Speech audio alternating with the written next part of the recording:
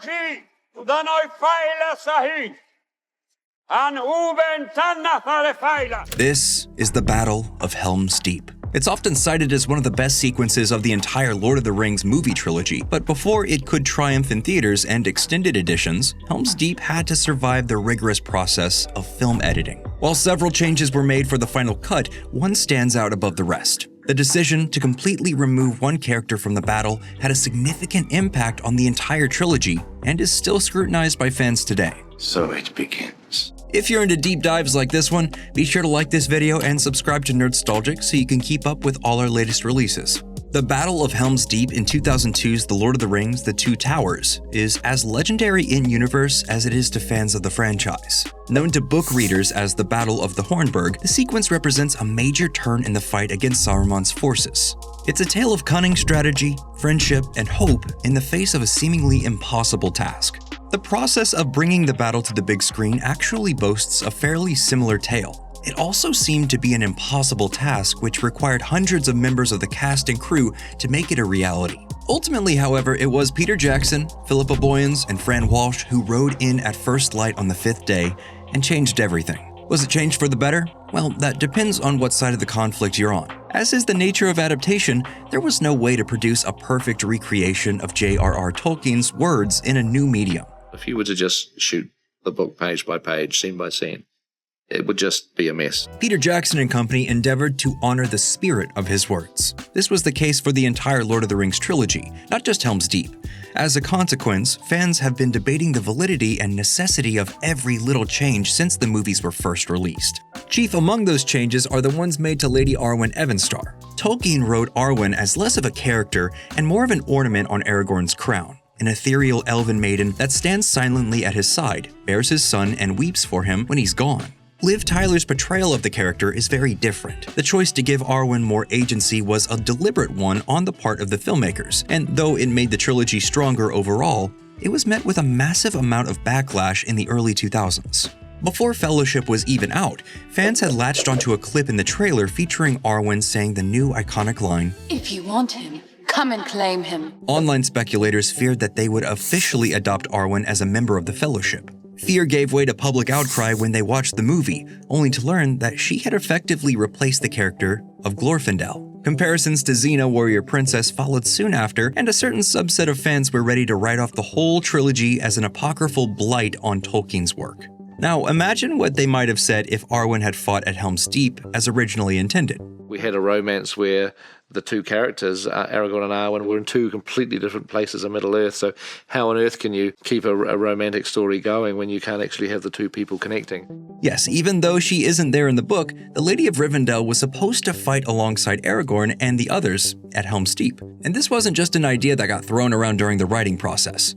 Arwen's participation very nearly made it into the theatrical version of Two Towers. Liv Tyler and her stunt double Lonnie Jackson filmed plenty of scenes on the Helm's Deep set. It's unclear whether Haldir was there in addition to Arwen or if he was added in later to replace her. We do know, thanks to commentary from producer Barry Osborne, that the scene in which Aragorn runs to save Haldir is actually footage recycled from a deleted scene where he was instead running to save Arwen. But make no mistake, she wasn't just a damsel in distress. Equipped with the elven sword Hathafang, Arwen would have done more than just slay her fair share of orcs at Helm's Deep. She appeared in so many integral moments that she actually had to be digitally removed from multiple shots in the finished movie.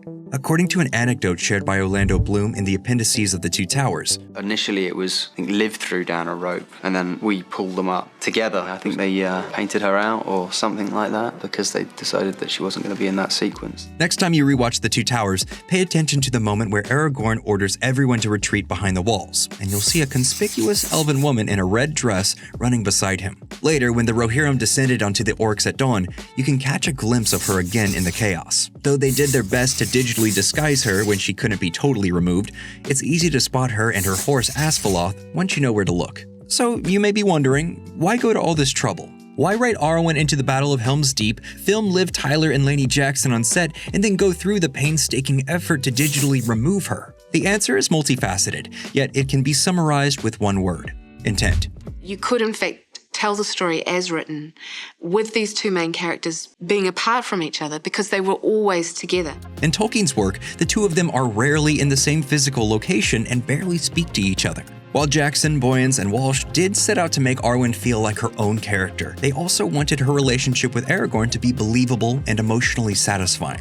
When they see each other at the end of Return of the King, it's important that the audience understands the depth of their devotion to one another. Several choices were made to reflect that intent over the course of all three movies, including a more antagonistic relationship with Arwen's father Elrond, a handful of dreams and vision sequences, and the aforementioned ring-wraith chase scene. Arwen fighting at Helm's Deep was supposed to be just another addition to her character and story. As Jackson put it in a behind-the-scenes commentary track, Originally, we thought that's a great opportunity for Arwen to reappear and to have another connection between her and Aragorn. remember that Jackson, Boyens, and Walsh were deeply concerned with paying homage to Tolkien's work. In universe, there's an emphasis on the last alliance of elves and men, but there aren't actually any elves at Helm's Deep other than Legolas. Rather, Elrond sends his two sons to aid Aragorn on his quest to recruit the dead men of Dunharrow. Of course, we don't see Elrond's sons in the movie adaptations, so the alliance is instead represented by having the elves fight in the Battle of Helm's Deep. Arwen would have been a facsimile for her brother's thematic role in Aragorn's story. In lieu of Arwen, we're left with Haldir, whose minimal role and useless death do very little to serve the narrative. From this perspective, it should be easy to understand why the writers chose to bring Arwen to Helm's Deep. So why did they decide against it in the end? While they've never explicitly stated as much, it stands to reason that the backlash against Arwen's action scene in The Fellowship of the Ring had some effect on the direction they took her character in the subsequent films. Arwen, warrior princess, wasn't the image the filmmakers intended to portray. Still, there's more to it than petty fan discourse. People don't think that we ever look at this stuff, and I once made the mistake of going and reading some of the stuff, and I cried so hard. Having a female character jump so easily into battle in Two Towers could have seriously diminished the impact of Eowyn's storyline in Return of the King. Arwen and Eowyn are two of only 3 women with speaking roles in the entirety of The Lord of the Rings, so Jackson and his co-writers simply couldn't afford to undermine Eowyn's contribution to the plot. Whatever happens, stay with me. I'll look after you. If that's not convincing enough, perhaps the most compelling reason to take Arwen out of Helm's Deep comes from Liv Tyler herself. I just went right back into the book, and what we came to realize was that you don't have to put a sword in her hands to make her strong. Tolkien's Lord of the Rings explores the horrors of war and champions peace above all. He isn't trying to glorify violence or set his reader's heart racing with adrenaline-fueled action. He's telling a story about friendship, brotherhood, and how even the smallest person can make a difference if there's good in their heart. So even though seeing Arwen going toe-to-toe with orcs at Helm's Deep would have been inarguably cool to see, it isn't in keeping with the most important aspect of Tolkien's story. While her presence represented the last alliance of elves and men and strengthened her on-screen bond with Aragorn, it ultimately would have had a negative effect on the rest of the trilogy and on Tolkien's intent. But that's just what we think. We want to know your opinion. Would you have liked to see Arwen fighting at the Battle of Helm's Deep? Let us know in the comments, and while you're down there, be sure to like this video and subscribe to Nerdstalgic for more content like this.